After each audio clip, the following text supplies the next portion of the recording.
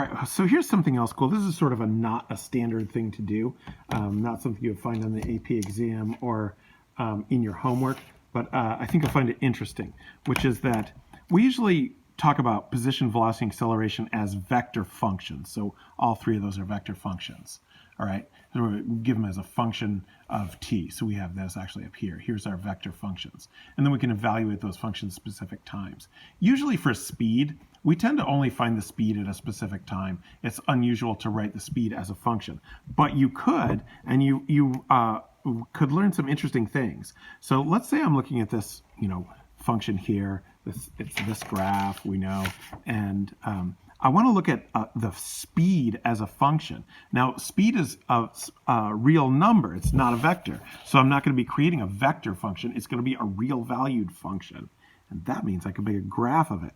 So the absolute value of velocity depending on time t, right, would be, it's going to be, I'll put it this way, the absolute value of, or the magnitude of, the vector 2 cosine of 2t negative sine of t, all right, the magnitude of that, and that's equal to the square root of 2 cosine of 2t squared plus negative sine of t squared. All right, now this is going to be a real valued function. In other words, if I put in a real value for t, I'm going to get a real number, square root of something, right? Whereas this function up here, I put in a real number t and I get a vector. So I get real numbers in, vectors coming out. Now this one has real numbers coming out, so I can make a graph of it, and that graph turns out to be interesting. So what I've done here is I've graphed, this is that, 2 cosine 2x squared plus negative sine x squared. I could have left the negative out of there, but I just wanted to have it be sort of complete. And then if I look at the window, so I did the window from 0 to 2 pi, because the x here is really t, is what threw me for a second.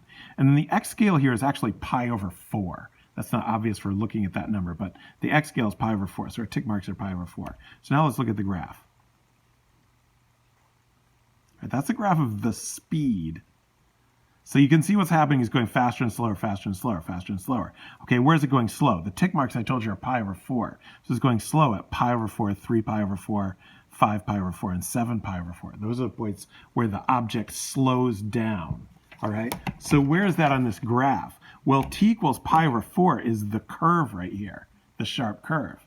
And so in terms of the t, it's t equals 0, t equals pi over 4, t equals pi over 2, t equals 3 pi over 4, t equals pi, t equals 5 pi over 4, t equals 3 pi over 2, t equals 7 pi over 4, t equals 2 pi. All right, that's going on. So basically, at each of these corners is an odd pi over 4. And each of the straightaways are odd pi over 2s. All right, so what's going on with this graph is that we start out going fast, and then we slow down for the curve.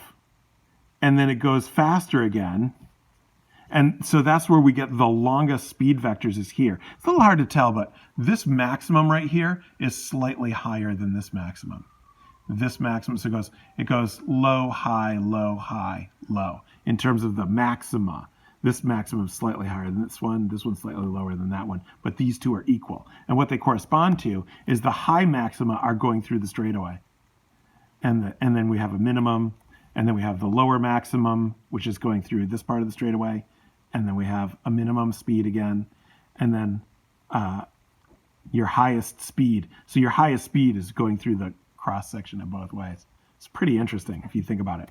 And then, so then the other thing that I did, this is highly unusual, so nobody ever really does this, but I thought, okay, can I say something about the acceleration, but just the magnitude of the acceleration? So we talk about the magnitude of velocity, that's speed, okay, that's speed, all right? But the magnitude of acceleration there's not a name for it. It's just the magnitude of the acceleration. But it can tell you, for the magnitude of acceleration means how much force do I have to exert? So how much fuel do I have to burn per second at that point to create that acceleration? And then we hope the wheels or the wings or whatever are going to make the direction be right. We hope.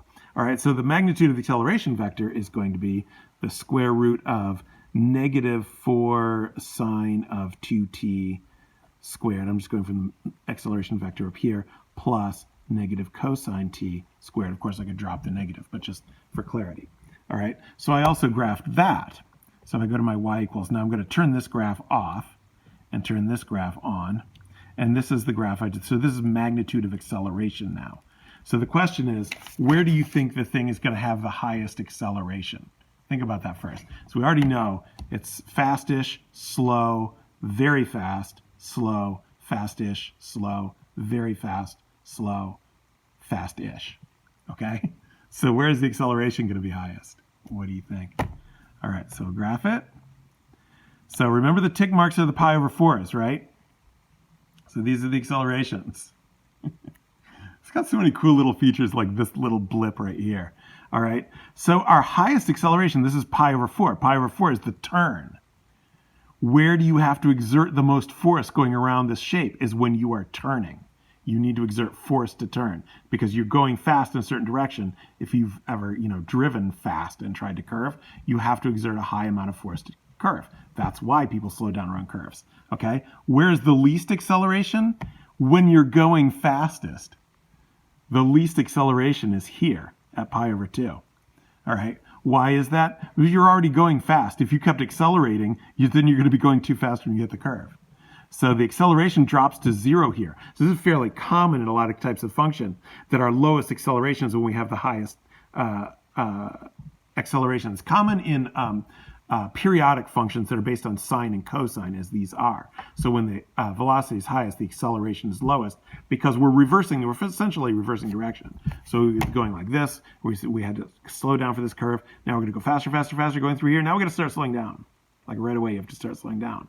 So here, your acceleration is going to be 0, but right here, you're going to start increasing the acceleration. Of course, the acceleration is going to be opposite to your direction. I mean, it would be interesting to see what the acceleration vector is here. Probably points more or less in this direction because you're slowing down as to the left, but you're speeding up down. So probably the acceleration vector points something like that. It would be interesting to graph the acceleration vectors.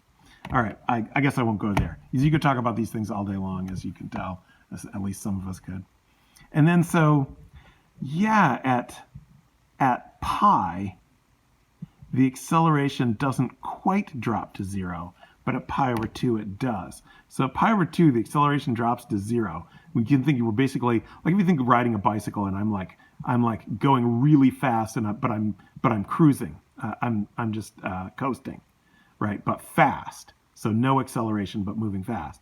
Now, when I get down here, I'm also coasting, but not quite as much. I am accelerating a little bit, probably because I am, because I was going down and I need to start going up. I was going down and I need to start going up. So that acceleration's vector, I'm guessing, is probably going to go almost straight up. Probably is going to go straight up, that acceleration vector. Anyway, it'd be interesting to plot all those acceleration vectors. You can study vector functions of the associated velocity, acceleration, and speed vectors and scalars for as long as you want.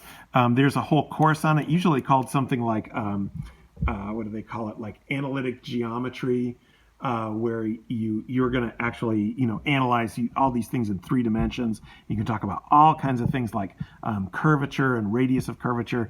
There's a lot of really neat, nifty things that you can find out about it, and the normal vector and all kinds of things. So there's lots more you can say about this, but this is all we're going to say about it. So I guess what I'm going to do next is I'm going to demo one homework problem along these lines and then just give you the homework.